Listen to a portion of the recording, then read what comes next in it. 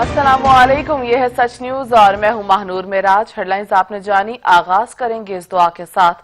ए अल्लाह जो दुआओं को कबूल करने वाला है, अपने हबीब हजरत मोहम्मद सल्लल्लाहु अलैहि वसल्लम और उनकी आल के सदके में हमें हर तरह की आफात से महफूज रख, आमीन। आगाज में आपको बताएं, यौम दिफाए पाकिस्तान के मौके पर सिपा सालार ने दुश्मन को वाज़ेह पैगाम दे दिया। कहा, अगर हम पर जंग थोपी गई तो हम ईंट का जवाब पत्थर से देंगे। हमने कल भी अपने से कई गुना बड़े दुश्मन को शिकस्त दी थी और आज भी दुश्मन के नापाक अज़ाइम को शिकस्त देने के लिए तैयार हैं।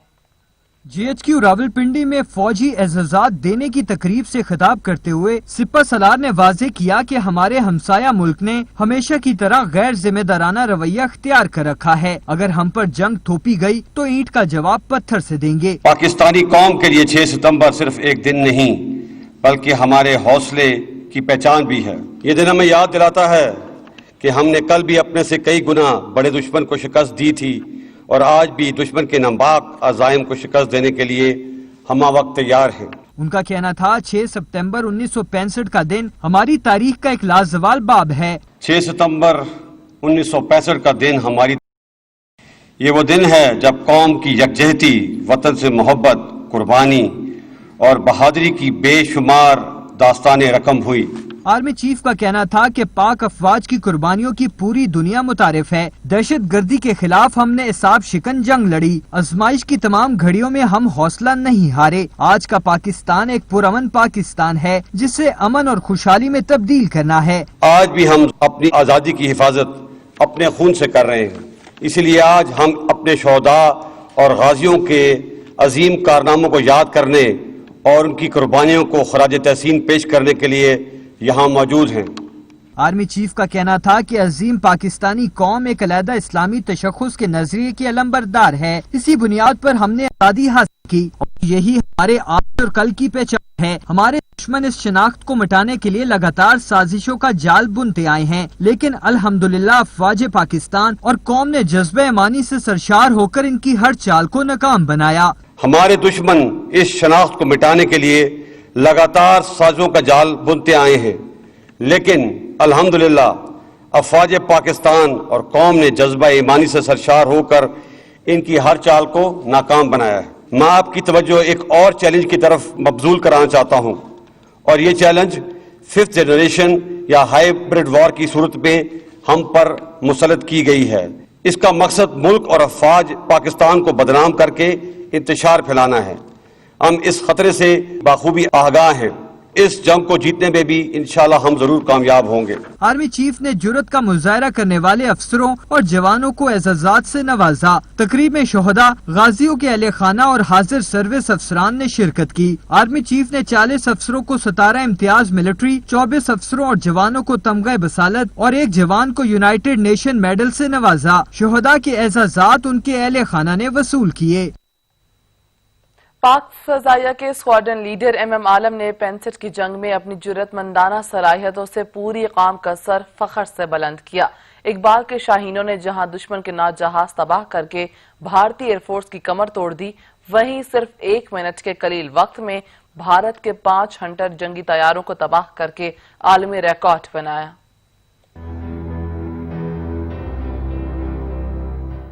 शुजाअत और बहादुरी की अजीम मिसाल कायम करने वाले पाक फजाइया के लीजेंड पायलट MM आलम 6 जुलाई 1935 को भारत के शहर कोलकाता में पैदा हुए और 1953 में पाक फजाइया में शमूलियत इख्तियार की। उन्हें बेमिसाल जुर्रत और बहादुरी के बाइस सितारा जुर्रत से भी नवाजा गया।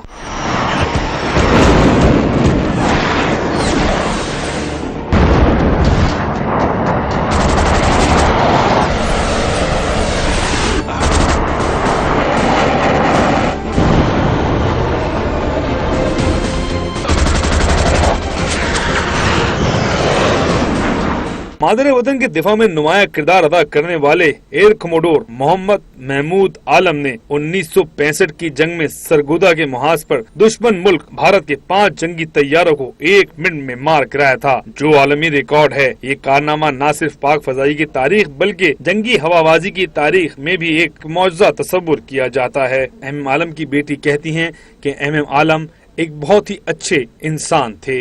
لوگوں کے لیے شاید یہ یاد پرانی ہوگی، لیکن میرے لیے باخدا آپ یقین کریں کہ جب بھی ستمبر آتا ہے مجھے یہی لگتا ہے کہ ابھی کچھ سیکنڈ پہلے ہی ایم عالم جو ہیں اپنا وہ تاریخی معرکہ سر انجام کر کے آ چکے ہیں. میں جب بھی ستمبر آتا ہے آپ یقین کریں میری آنکھوں میں آنسو آتے ہیں. جب بھی ایم عالم کا نام آتا ہے تو میری واقعی مطلب میرے جذبات کچھ اتنے عجیب سے ہو جاتے ہیں، کیونکہ یہ وہ مہینہ ہے، مطلب میں کہتی ہوں کہ لوگوں کو افسانہ نگاروں کو اور باقی رائٹرز کو جو ہے ان کو دسمبر بڑا رومانٹک لگتا ہے، but for me September is so romantic. M Alam کی زندگی کی کچھ جھلکیاں پی ایف میوزیم میں بھی قید ہیں، جہاں ایم عالم کا مجسمہ اور ان کا وہ جہاز کھڑا ہے جس نے دشمن کی فضائی طاقت کو نیست و نابود کیا. میوزیم میں ایم عالم کے نام سے ایک کارنر بھی مختص کیا گیا ہے. دشمن کے ناپاک عزائم کو خاک میں ملانے والا عظیم سپوت 18 مارچ 2013 کو طویل علالت کے بعد 78 برس کی عمر میں اس دار فانی سے کوچ کر گیا. مظاہر سعید، سچ ٹی وی، کراچی. فرانس میں پاکستان مسلم لیگ کاف کی جانب سے 6 ستمبر یوم دفاع پاکستان پر ایک پروقار تقریب کا اہتمام کیا گیا، جس میں شہدائے پاکستان کو خراج تحسین پیش کیا گیا. یوم دفاع کی مناسبت سے منعقد کی گئی صدارت مسلم لیگ کاف فرانس کے صدر چودھری منیر احمد وڑائچ نے کی. اس موقع پر ان کا کہنا تھا کہ یوم دفاع پاکستان پر ہمیں اپنے بزرگوں اور پاک فوج کی قربانیوں کو بھولنا نہیں چاہیے. چودھری منیر نے کہا کہ یہ ملک ہمیں لازوال قربانیوں کے بعد ملا ہے. 6 ستمبر کے شہداء کی قربانیوں کی بدولت ہی آج تک قائم ہے. اپنے ملک کے لیے کسی قربانی سے دریغ نہیں کریں گے. اس موقع پر سینئر صحافی صاحبزادہ عتیق الرحمان نے کہا کہ تاریخ گواہ ہے جب بھی وطن عزیز پاکستان کے سلامتی پر دشمن کی نظر پڑی ہماری پاکستانی بہادر مسلح افواج نے بھرپور جواب دیا. تقریب میں پاکستانی کمیونٹی کی کثیر تعداد نے شرکت کی اور پاکستان زندہ باد، پاک فوج زندہ باد کے فلک شگاف نعرے لگائے. ملک میں کورونا کے کیسز اور اموات میں کمی کا سلسلہ جاری ہے. گزشتہ 24 گھنٹوں کے دوران صرف 394 افراد میں وائرس کی تشخیص ہوئی.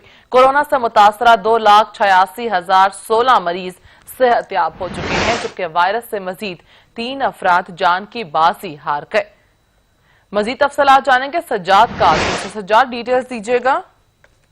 بالکل، ملک بھر میں کورونا کی کیسز میں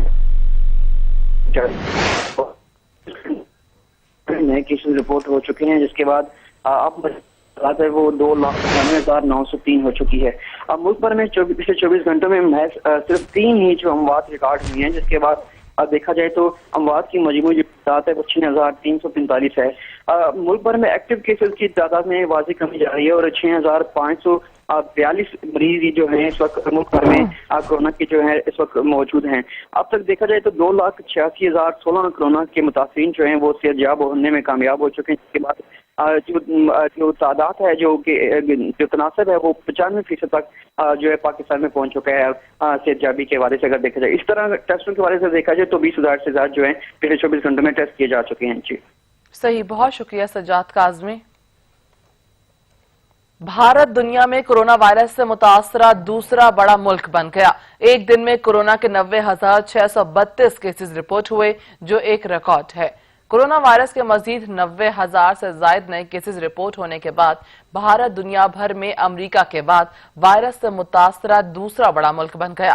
بھارت میں گزشتہ 24 گھنٹے کے دوران کورونا وائرس کے مزید 90,632 کیسز رپورٹ ہوئے، جس کے بعد مجموعی کیسز کی تعداد 41,13,811 ہو گئی، جبکہ امریکہ 62,49,163 کیسز کے ساتھ سر فہرست ہے. بھارت میں گزشتہ ایک دن میں 1,065 افراد کی موت بھی ہوئی، جس کے باعث وائرس سے ہلاکتوں کی مجموعی تعداد 70,626 ہو گئی ہے. بھارت میں ایک ہی دن میں رپورٹ ہونے والے 90,632 کیسز ایک ریکارڈ ہے اور اب تک کسی بھی ملک میں کورونا وائرس کے ایک دن میں اتنے زیادہ کیسز رپورٹ نہیں ہوئے ہیں. آپ کو بتائیں کہ بھارت میں پڑھا لکھا طبقہ انسان دشمن ریاستی پالیسیز سے تنگ ہے. ارندھتی رائے کہتی ہیں گوا، حیدرآباد، تلنگانہ اور پنجاب میں جنگیں جاری ہیں. بھارتی فوجی اپنے ہی عوام سے لڑنے میں مصروف ہیں. پاکستان نے اپنے لوگوں کے خلاف اس طرح فوج کا استعمال نہیں کیا. I'm speaking of a place like India, where we'll come to the fact that the wars that were fought in Kashmir and Manipur and Nagaland and Mizoram, In fact, the Indian state, from the moment it became a sovereign nation, from the moment it shook off the shackles of colonialism, it became a colonial state.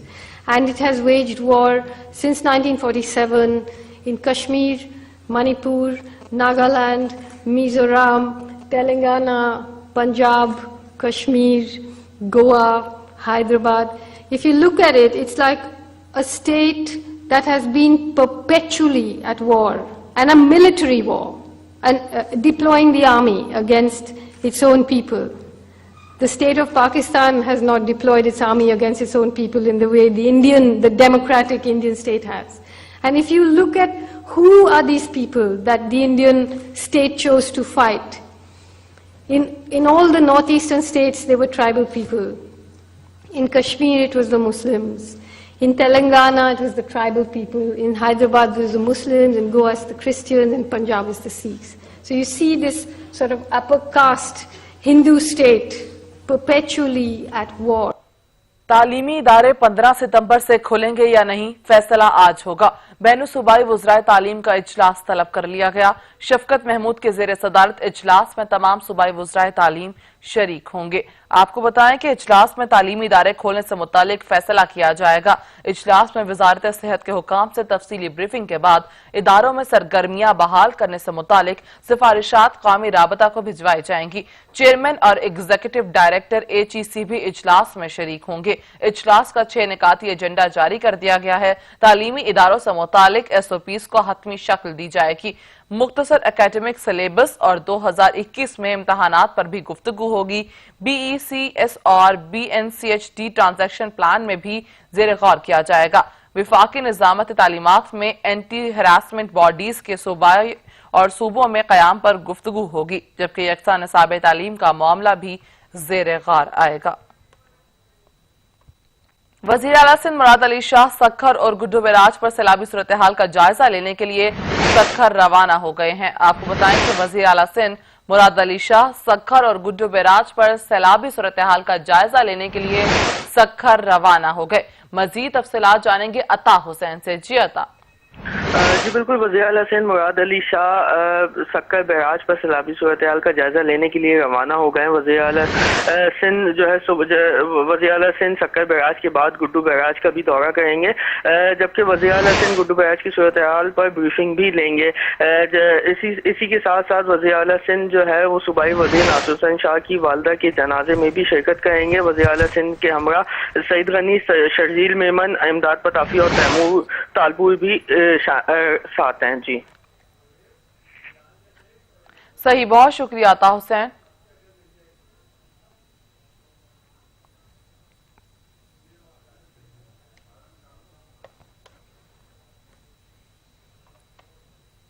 District headquarter अस्पताल विहाड़ी में सहूलियात का फुकदान है। Doctors और nursing staff duty से गायब रहते हैं, मरीज रुलने पर मजबूर हो गए हैं। इसी पर रिपोर्ट कर रहे हैं मोहम्मद नदीम।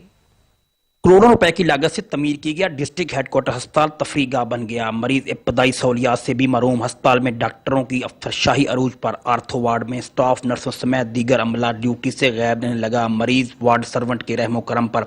वार्ड में दाखिल मरीज इलाज ना होने की वजह से प्राइवेट इलाज करवाने पर मजबूर हो चुके हैं। डॉक्टर सारा दिन चाय पीने के बहाने अपने कमरों में मोबाइल फोन पर मशगूल रहते हैं और नर्सिंग स्टाफ भी ड्यूटी टाइम फूल कॉल पर खुशगपियों में मसरूफ रहती हैं।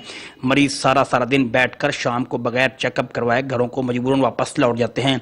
मरीजों के लवाकीन का कहना है मैं अपने पेशेंट को आर्थो वार्ड DH को आर्थो वार्ड में लेके आया हूँ, लेकिन यहाँ पे पहली बात तो ये कि डॉक्टर मौजूद नहीं होता। अगर शाही डॉक्टर आज आया है तो उसने हमें ये कहा कि हमारे क्लिनिक, हमारे जो मेडिकल स्टोर है उनसे या प्राइवेट हमसे चेक करवाएं, हम तब पेशेंट को जो है ना चेक करेंगे। हड्डियां वाली वार्ड से कोई डॉक्टर नहीं है, कोई नर्स नहीं है, कोई बेड नहीं है। सानू इन्नी परेशानी हो रही है कि कोई चीज़ नहीं इतनी मिलती। प्राइवेट कहते लै जाओ 8-10 हज़ार रुपया कहते दो, इन्ना खर्चा आएगा, असी कितों भरीए। बड़ी के वार्ड में दाखिल मरीज गरीबों से महंगे इंजेक्शन और प्लेट रॉड भी डॉक्टर के ज़ाती मेडिकल स्टोर से मंगवाए जाते हैं, जो गरीबों के साथ सरासर ज्यादती है, जिस पर शहरियों और सिविल सोसाइटी के नुमाइंदे ने वजीर सेहत और कमिश्नर मुल्तान से नोटिस लेने का मुतालबा किया है। कैमरामैन शहजाद मुगल के साथ मोहम्मद नदीम लाख, सच न्यूज़ विहाड़ी। اور اب آپ کو بتائیں اسلام آباد میں سابق وزیر اعظم شاہد حقان عباسی میڈیا سے گفتگو کر رہے ہیں۔ پاکستان کی تاریخ کی سب سے کرپٹ حکومت موجود ہے جو ہر روز عوام پر ایک نیا ڈاکہ ڈالتی ہے، جس کے وزیر اور مشیر کوئی جواب دینے کے قابل نہیں ہے، کوئی غیر ملکی شہری ہے، کسی کے اثاثے ہیں، کسی کے اس ملک سے تعلق نہیں ہے، ہر 2 نمبر آدمی آج وزیر اور مشیر بنا ہوا ہے۔ کیا ان سے ہم پاکستان کی بہتری کی توقع کر سکتے؟ یہ حقائق ہیں جو آج ہر پاکستانی سمجھ چکا ہے، اور اب انشاءاللہ ہمارا کام ہے کہ اس کرپٹ حکومت کو گھر بھیجیں گے۔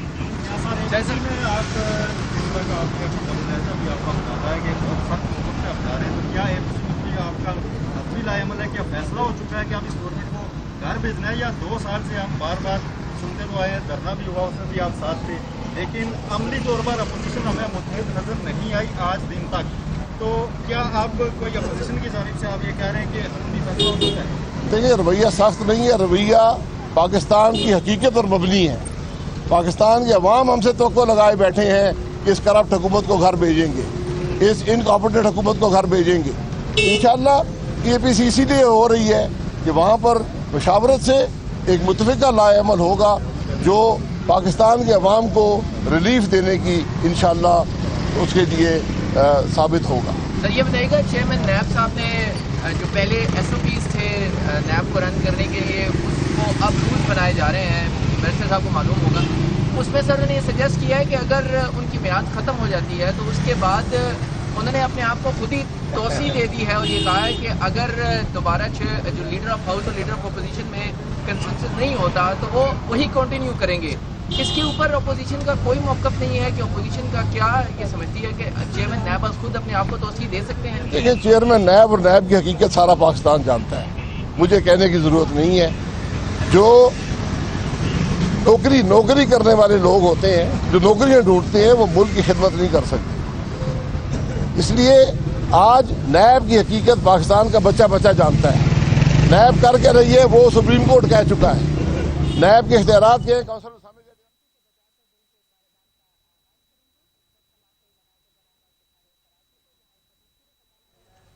سچ نیوز میں وقت ہوا ایک بریک کا، ہمارے ساتھ رہیے گا۔ اس کے بعد آپ کو بتائیں ملتان کی تحصیل شجاع آباد میں 3 خواتین سیلابی پانی میں ڈوب گئیں، 2 خواتین جاں بحق اور 1 کو زندہ نکال لیا گیا۔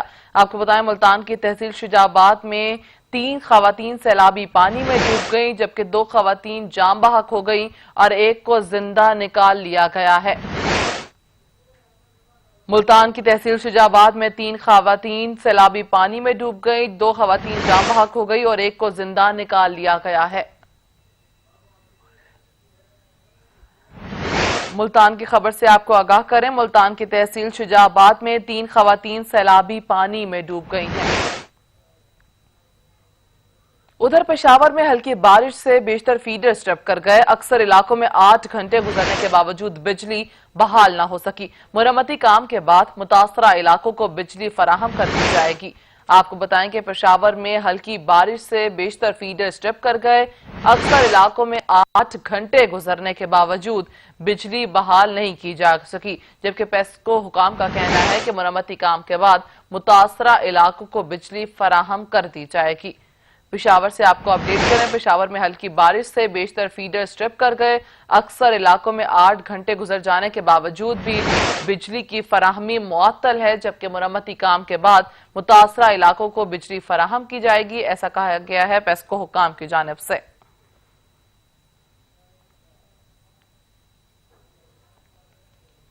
پشاور سے آپ کو اپڈیٹ کریں، پشاور شہر کے وسط میں یادگار چوک خستہ کا شکار ہو گیا، اور اس کے علاوہ آپ کو بتائیں کہ پشاور میں بیشتر فیڈر اسٹرپ کر گئے ہیں اور فیڈر اسٹرپ کرنے کے بعد بجلی کی فراہمی فی الوقت مشکل سے۔ آپ کو بتائیں پشاور میں ہلکی بارش سے بیشتر فیڈر اسٹرپ کر گئے، اکثر علاقوں میں 8 گھنٹے گزر جانے کے باوجود بجلی بحال نہ ہو سکی۔ مزید تفصیلات جانیں گے عدنان شاہ سے۔ جی عدنان۔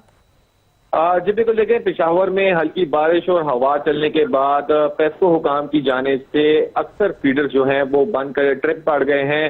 پشاور شہر کے علاقے ہوں یا مضافاتی علاقے ہوں، 48 سے زائد جو فیڈرز ہیں وہ پیسکو حکام کے مطابق جو ہیں ان پر مرمتی کام جاری ہے، اور جلد کام مکمل کر کے جو ہے وہ جو صارفین ہیں ان کو بجلی فراہم کر دی جائے گی۔ پشاور میں لوڈ شیڈنگ کا جو دورانیہ ہے اس میں مزید اضافہ کر دیا گیا ہے، شہری علاقوں میں 10 سے 12 گھنٹے، جبکہ مضافاتی علاقوں میں 14 سے 16 گھنٹے جو ہے وہ غیر اعلانیہ لوڈ شیڈنگ کی جا رہی ہے، جس کی وجہ سے بھی شہریوں کو مشکلات کا سامنا کرنا پڑ رہا ہے۔ عدنان شاہد ہمیں آگاہ کر رہے تھے، بہت شکریہ۔ مشیر خزانہ حفیظ شیخ اس وقت تقریب سے خطاب کر رہے ہیں۔ better quality regulation, more transparency and adherence to the rules. ساتھ ہی ساتھ فاروق خان صاحب، we appreciate his dynamism, his experience and commitment. So let's give a hand to both these gentlemen.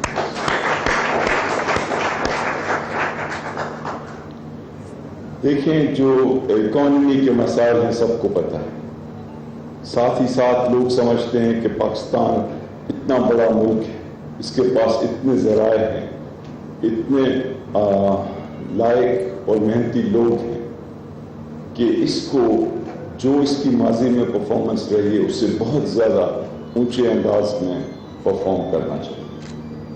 تو جو چیز ہمیں کرنی ہے وہ یہ کہ ایک ٹیم ورک ہو اور سب مل کر ایفرٹ کریں، اور اس میں خصوصی طور پہ حکومت کا کام اچھی پالیسیز بنانا اور یہ انشور کرنا ہے کہ کرپشن میں کمی ہو، یہ انشور کرنا ہے کہ رولز کو فالو کیا جائے، یہ انشور کرنا ہے کہ جو لوگ حیثیت میں بیٹھے ہیں وہ اپنے مفادات کی بجائے ملک کے مفادات کے بارے میں پہلے سوچیں، اور ساتھ ہی ساتھ ہمیں یہ بھی دیکھنا ہے کہ دنیا کے دوسرے ممالک، دیکھیں تقریباً جنگ عظیم کے بعد سارے ملک جو تھے ایک ہی سچویشن میں تھے، اب ایسے ہوا ہے کہ کچھ ملک جو ہیں ان کی پر کیپٹا انکم $2000 ہے اور کچھ ایسے ہیں جن کی پر کیپٹا انکم $50,000۔ تو وہ کیا وجہ ہے کہ کچھ ملک آگے نکل گئے، کچھ ملک پیچھے رہ گئے؟ ہمیں اس سے سیکھنا ہے، اور اس میں 3 بڑے سبق ہیں ہمارے لیے۔ سب سے پہلے یہ کہ وہ ملک جنہوں نے اپنے لوگوں پہ دھیان دیا، اپنے لوگوں کے اندر انویسٹمنٹ کی، انہوں نے ترقی کی۔ تو ایسے ممکن نہیں ہے کہ لوگ تو انڈر ڈیولپڈ ہوں لیکن ملک ڈیولپڈ ہو جائے۔ تو اس کے لیے we have to focus especially on human capital. دوسری چیز یہ کہ سرکار جو ہے وہ بزنس نہیں چلا سکتی، اور اس لیے یہ بہت ضروری ہے کہ بیوروکریٹس کی بجائے بزنس مین جو ہیں وہ آگے آئیں اور انویسٹمنٹ کریں اور ان کے لیے آسانیاں پیدا کی جائیں۔ اور تیسری چیز یہ ہے کہ کوئی بھی ملک ترقی نہیں کر سکتا اگر وہ دنیا کے دوسرے ممالک کے ساتھ ٹریڈ یعنی تجارت اور انویسٹمنٹ یعنی سرمایہ کاری نہ کرے۔ تو اسٹاک مارکیٹ جو ہے وہ ان تینوں چیزوں میں اہم رول ادا کرتا ہے، اور اس لیے ہمیں کوشش یہ کرنی چاہیے کہ اسٹاک مارکیٹ اور اس کی پرفارمنس، اس کی شفافیت، اس کے جو طریقہ کار ہیں وہ پاکستان کے سمبل بنے دنیا۔ میں 2-3 چیزیں جلدی کہوں گا۔ ایک تو یہ کہ یہ جو انرجی سکوک ہوا ہے یہ ایک بہت بڑی ڈیولپمنٹ ہے کہ 200 بلین بھی ریز کیے گئے، اچھے انداز میں ایک بڈنگ کے تھرو کیے گئے، اور ساتھ ہی ساتھ اس کی جو بوروئنگ کاسٹ تھی یعنی پیسے جو دینے پڑے بوروئنگ کے لیے وہ جو 2019 کا سکوک تھا اس سے بھی کافی کم تھا۔ سو دس از اے ویری گڈ ڈیولپمنٹ، اور یہ بہت ایک سائن ہے اس چیز کا کہ ہم نئے انسٹرومنٹس لانا چاہتے ہیں۔ اسٹاک مارکیٹ میں اگر فلی طور پہ پرفارم کرنا ہے اور یہاں پہ کیپٹل کی اویلیبلٹی کرنی ہے اور فائنینسنگ کے نئے انداز سوچنے ہیں جس میں آسانی بھی ہو اور قیمت میں کمی بھی ہو فائنینسنگ کی، تو یہ جو ٹرینڈ ہے نئے انسٹرومنٹس کا اس کو ہمیں برقرار رکھنا ہے۔ और आपने देखा है कि पिछले जो 2 साल गुजरे हैं इसमें काफ़ी नए इंस्ट्रूमेंट आगे लाए गए और इसके लिए भी मैं स्टॉक एक्सचेंज की मैनेजमेंट और SECP और स्टेट बैंक, फाइनेंस मिनिस्ट्री वगैरह सबको जो है अप्रिशिएट करना चाहता हूँ। सो एक तो मार्केट डेवलपमेंट के लिए हमने स्टेप्स लिए हैं, दूसरा नए इंस्ट्रूमेंट्स के लिए स्टेप्स लिए हैं, तीसरा जो पॉलिसी में एक तरह से ऑटोनॉमी है वो हमने दी। हम SECP, स्टेट बैंक, इन तमाम अदारों को कॉम्पिटिशन कमीशन ऑफ पाकिस्तान जो है ऑटोनॉमी देना चाहते हैं ताकि वो अपने अपने दायरा कार में बगैर मुसलसल हुकूमती इंटरवेंशन पे काम कर सकें और ताकि ये इंस्टीट्यूशंस बने। दूसरी चीज़ जो मैं कहना चाहता हूं कि इस हुकूमत के जो बुनियादी फलसफे हैं 2 हैं। एक ये कि हर चीज़ का महवर पाकिस्तान के अवाम है। हम जो भी पॉलिसी इख्तियार करें वो चाहे किसी भी शोबे में हो, उसका बुनियादी मकसद ये है कि पाकिस्तान के लोगों को आगे लाया जाए। और इसलिए कोरोना वायरस से पहले जो भी पॉलिसीज अडॉप्ट की गई उसमें आपने देखा कि हुकूमत ने अपने अखराजात बहुत सख्ती से कम किए, बेहतर एक्सपेंडिचर मैनेजमेंट की, रेवेन्यू टैक्स का जो है जो साहिब हैसियत लोग हैं उनसे निकालने के लिए बड़े इक़दाम। यहाँ पर वक्त हुआ एक ब्रेक का, हमारे साथ रहिएगा। ब्रेक के बाद आपको बताएं, एहतसाब अदालत इस्लामाबाद LNG रेफरेंस साबिक वज़ीर आज़म शाहिद हक़ान अब्बासी अदालत के रूबरू पेश हुए। अदालत ने ज़िमनी रेफरेंस में शामिल नए 5 मुल्ज़िमान को नोटिस जारी कर दिए हैं। आपको बताएं कि एहतसाब अदालत इस्लामाबाद LNG रेफरेंस शाहिद हक़ान अब्बासी को अदालत के रूबरू पेश किया गया। अदालत ने ज़िमनी रेफरेंस में शामिल नए 5 मुल्ज़िमान को नोटिस जारी कर दिए हैं। समाअत के आगाज में रेफरेंस के शरीक मुल्ज़िमान की हाजिरी लगाई गई। नए प्रोसिक्यूटर के मुताबिक ज़िमनी रेफरेंस दायर कर दिया गया है। ज़िमनी रेफरेंस की कॉपी हासिल करना चाहते हैं तो हासिल कर सकते हैं। नए प्रोसिक्यूटर ने मजीद कहा, लेकिन जो मुल्ज़िमान मौजूद नहीं उनका क्या किया जा सकता है, जो गैर हाजिर हैं उनके नोटिस जारी कर देते हैं, ऐसा कहा गया है जज आजम खान की जानिब से। खबर दें आपको, असासाजात केस की एहतसाब अदालत में समाअत। साबिक प्रिंसिपल सेक्रेटरी फवाद हसन फवाद और अहले खाना पर फर्द जुर्म आयद। फवाद हसन फवाद समेत 4 मुल्ज़िमान का सेहत जुर्म से इंकार, जबकि फवाद हसन फवाद, रबाब हसन, वकार हसन और अंजुम हसन पर फर्द जुर्म आयद की गई। अदालत ने आइंदा समाअत पर गवाहों को बयानात के लिए तलब कर दिया।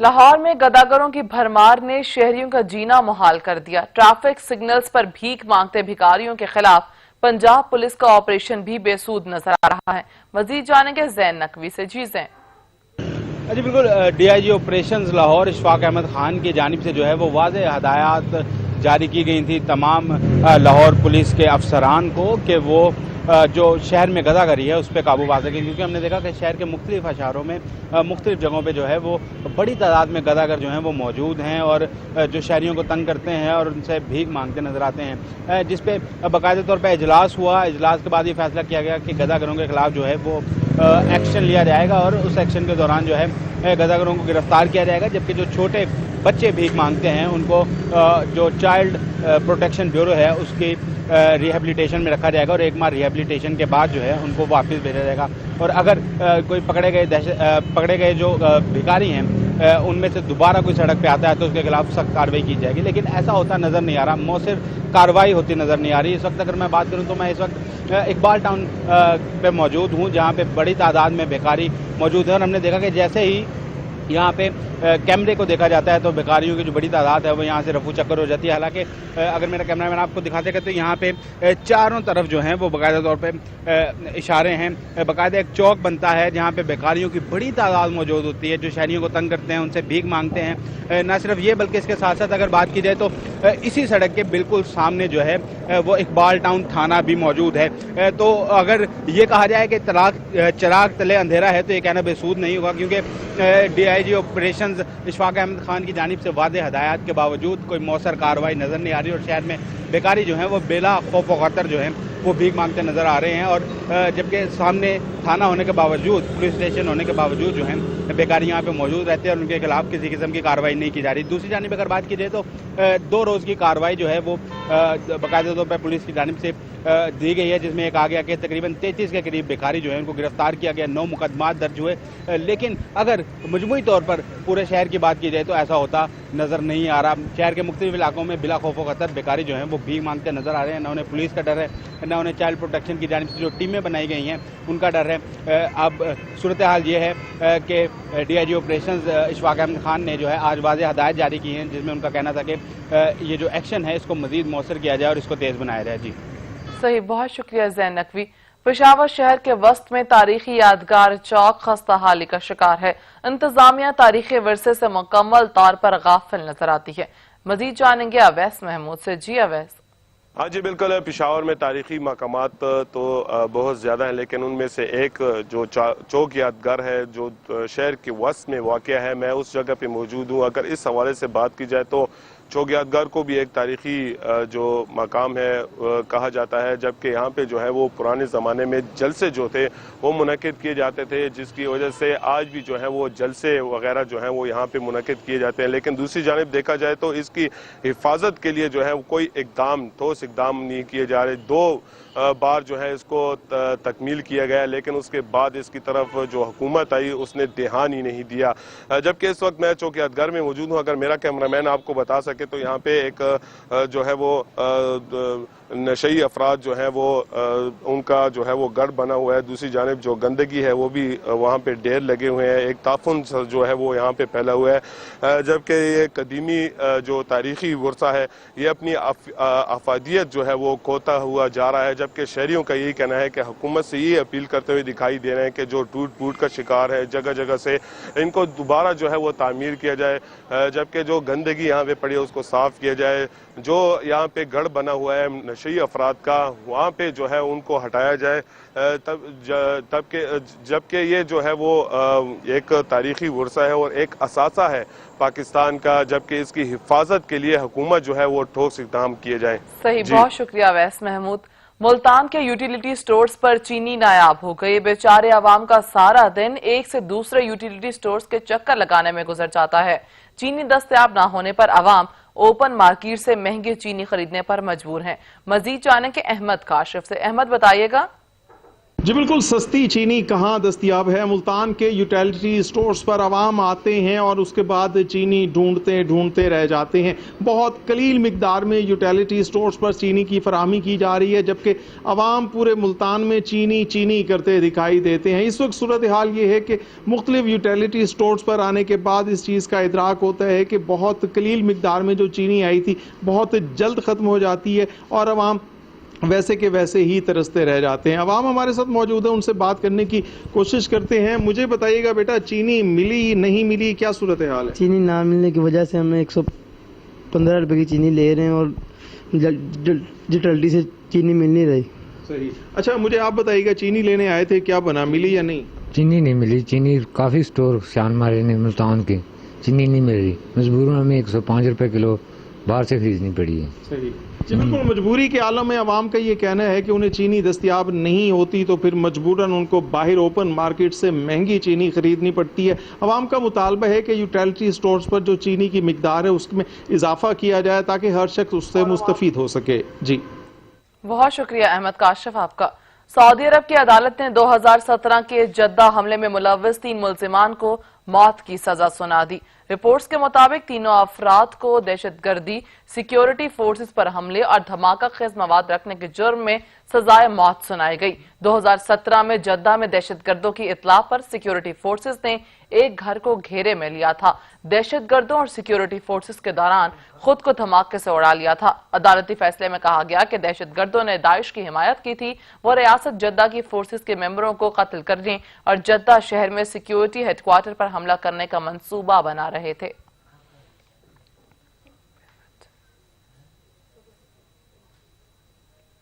بیروت میں فلسطین کے سابق وزیر اعظم اسماعیل ہانیہ کے حزب اللہ کے سربراہ حسن نصر اللہ سے ملاقات ہوئی، جس میں دونوں رہنماؤں نے بیت المقدس کی آزادی تک مزاحمت جاری رکھنے کا اعلان کر دیا۔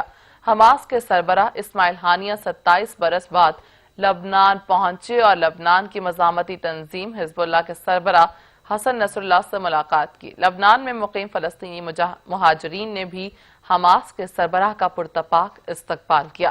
ملاقات میں اسماعیل ہانیہ اور حسن نصر اللہ نے اسرائیل سے تعلقات استوار کرنے پر عرب ممالک کو شدید تنقید کا نشانہ بنایا۔ دونوں رہنماؤں نے فلسطین کی خود مختاری تک مزاحمت جاری رکھنے کا اعلان کیا ہے۔ سچ نیوز اسٹوڈیو سفل وقت اتنا ہی، کچھ ہی دیر میں حاضر ہوں گے ہیڈ لائنز کے ساتھ۔ دیکھتے رہیے سچ۔